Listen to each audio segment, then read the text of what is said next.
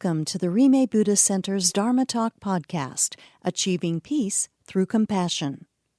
This podcast is a recording of the Dharma Talks given during our Sunday service.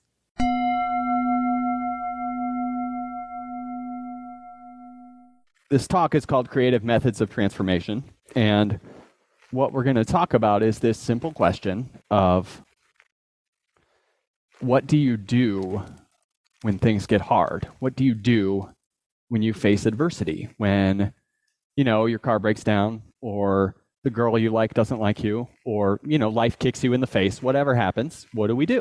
And if you're like me, what I do is a lot of the time when something's going wrong, I think to myself, oh, why is this happening to me? I just lament and I just am unhappy. But sometimes also when things are going wrong, I start to just be an unpleasant person to be around. Anybody else? Just an unpleasant. And then when things are real bad, sometimes maybe even lashing out at people because things are going badly. So we're going to talk about traditional Tibetan teaching called the 4 applications, which are supposed to be ways to help us transform our reactions when we face adversity. That's how I think of it. And so these 4, and I'm going to just go through them one by one, and we'll see where that takes us. Buddhism, if you know anything about Buddhism, it's full of lists. We like lists. That's because it started as an oral tradition, and lists are easy to memorize. So, in fact, one of these is going to have another list inside it. I'm sorry for that, but it's important and it's helpful. And it's also helps me to talk about it because it's broken into lists, I think. So the first one of these 4 applications is called gathering accumulations. And that's not terminology that means very much to me. But what it means is we're trying to do good things. We're trying to do, in Buddhism, we call it accumulating merit. So we want to do good and help others when things are going bad. We don't think about doing good things when things are going bad, of course, but we can. We can resolve to just go be helpful and kind every day. And the truth is that lifting other people up, that lifts us up too. It does. It might seem counterintuitive, but that lifts us up too. So normally when we're struggling, we're so busy thinking, why me? And we don't make the best choices when we're thinking that way. We don't make the best choices. There was 70 years ago, there was a Zen master, and his student went to him, and he said, "Teacher, I'm feeling very discouraged. I feel like I can't practice mindfulness. I can't make the world a better place. I can't do any of those things. I'm feeling very discouraged because there's so much suffering in the world. What should I do? What should I do?" And the master said, encourage others. Go encourage other people, and that's going to lift you up.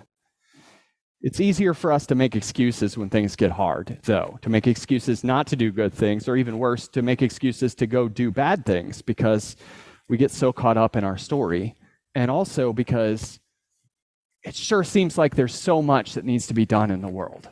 There's so much that needs to be done to make the world a better place. And I'm going to tell you guys a story really quickly.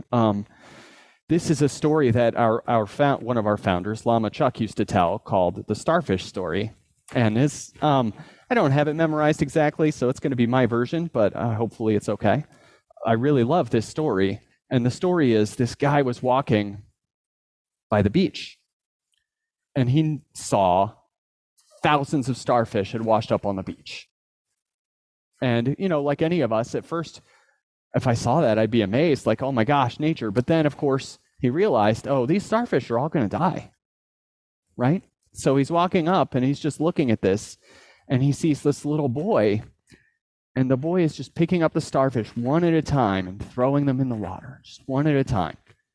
And so the man, he goes up to this little boy, and he says, why are you doing this? There's so many starfish. You can't hope to make a difference. There's so many. And the boy, he picks up another starfish and he throws it in, and he says to the man, "You made a difference to that one. it made a difference to that one, right? So we think we can't do anything, but you can do something. When I first heard that story, I imagined a really cute little kid being like, hey, it made a difference to that one, right? But now I have teenagers. So what I imagine now is a kid being like, okay, it made a difference to that one, eye roll, right? That's what I imagine now because I have teenagers. And that sort of makes it a little bit more fun to think about because the kid in the story is really being wise, and the guy who's bothering him while he's trying to do good deeds is not being very wise. He just thinks, oh, we can't make a difference. But we can just say hi and smile at people, and that's not nothing. So that was gathering accumulations. So next, I'm going to talk about the second one, which is purifying obscurations. And that, again, that language doesn't speak to me very well. But what we're talking about is working to get rid of our suffering by working on our habitual thinking and our bad habits, because these things can escalate our suffering. I want to learn how to pay attention to my actions and see where my life is not a statement of love and compassion and try to change that. So therefore, I want to purify my obscurations. So I'm going to tell you a story about myself that kind of exemplifies this. This is a story about how my habitual thinking can hurt myself. So there are lots of stories that could be told about our habitual thinking hurting other people, but this is about emotional self-harm. So I had this situation where I went out to get in my car to go to work, and my tire was a little bit flat. So then I was like, oh, okay. So I get in my car and I go to Quick Trip for the free air, right? You guys know Quick Trip, best gas station in Kansas City. And they have free air. So I put air in my tire and then I go to work and everything's fine. But then what happens the next day? My tire's flat again. So I know now, oh, I have a slow leak. There's probably something in my tire. That's what I'm thinking. So I think, okay, well, I got to take my car to Discount Tire and see if I can get this fixed, right? Discount Tire, great store. So while I'm on my way there, though, while I'm doing the thing I need to do, I'm on my way there. And my thoughts, I'm telling a story. And that story is, oh my gosh, I'm going to have to get a new tire. It's going to be really expensive. And then they probably don't even have the tire I need in stock. So it's probably going to be like 3 days. I'm going to miss work. I'm not going to be able to take the kids where they need to go, right? Life without a car is hard. So I'm telling this whole long story in my head. And it's really stressing me out because I have anxiety problems sometimes. And so I get to Discount Tire, and they patch my tire in about 12 minutes, and they send me on my way. And I bought the tire there, so they don't charge me. So I had created this story where a really stressful thing was happening, and it wasn't. It wasn't. I don't know where to attribute this to, but I once heard a quote where someone said, most emergencies aren't. Most emergencies aren't. And that really speaks to me when there's a situation like that and I'm getting really stressed out. So I'm going to take you now into our list within the list. This is called the 4 powers. And these are supposed to be 4 things that we cultivate that help us with our obscurations. And so they are regret, resolve, support, and remedy. And regret is just when something happens, we want to really cultivate that sincere feeling of regret. I regret getting stressed out about my tire that time, right? I regret that because it didn't serve me. And we can do that sometimes even when we do a really bad thing. Still cultivating regret for that helps us. It strengthens those pathways in our brain so that hopefully next time we make a better choice. The second one is resolve, and that is just where we make a firm commitment to change our behavior. So I speak it into power. I declare I'm not going to get stressed out when I have a leaky tire again.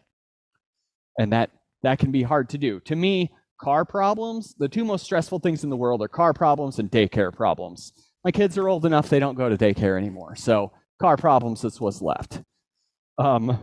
So that really bothers me. So I need to resolve to not get so stressed out about that thing. Even if it was a horrible tragedy and I had to get a new tire, it still would have been workable, right? It's not going to wreck my life. But sometimes we react that way and we think something's going to wreck our life that isn't. So the third one is support. And in this book, The Power of Mind by Khentrul Lodrö, that this teaching comes from, he calls it support, and I wish he would have called it refuge, because then I could say there are 4 R's.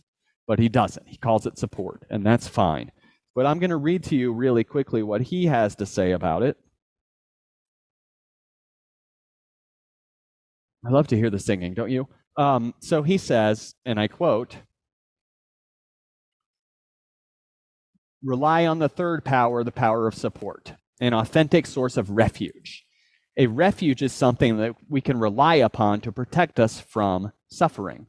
Ideally, the refuge is infallible. Buddhist practitioners take refuge in the Buddhas, the Dharma, and the Sangha of Bodhisattvas.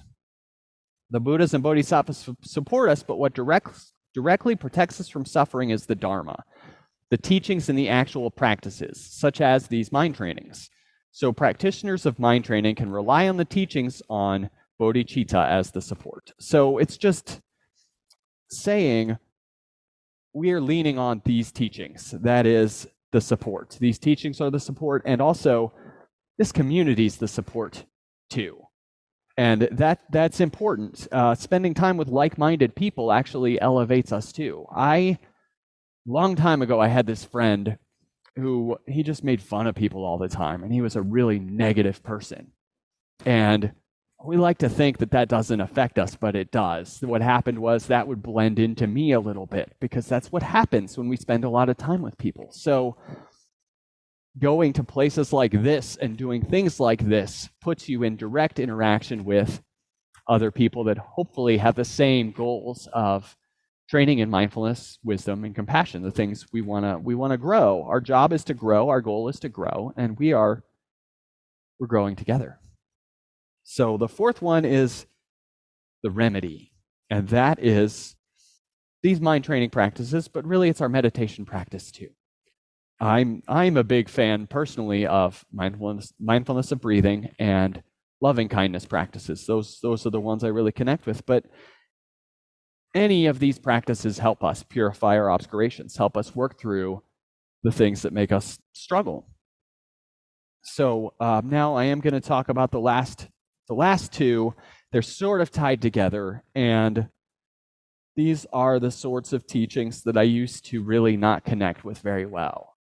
And that may be relatable to you, because these are pretty different from the first two. So the third one is offering tormas to gods and demons. And tormas are offerings. And the traditional teaching is we need to make offerings to these beings, because that's going to make them not bother us, essentially. That's going to make them not bother us when we're trying to do these practices. Now, I offer incense in my daily practice, and I feel like it helps me settle into a spiritual space, helps me settle in.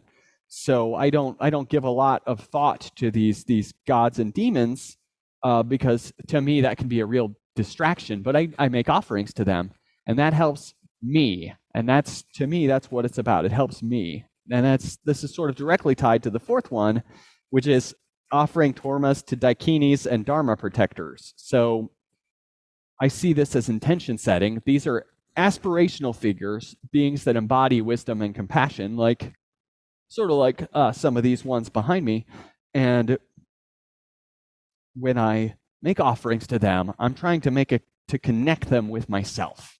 I want to connect with my potential. And this is a method for doing that. If we can feel a connection to these beings, then that can really supercharge our practice. That can really make it feel really sacred. And that's important, because what we're doing is important. So those are the 4 applications, and that's my talk for today. I hope this talk has been helpful. Thank you. Have a great day.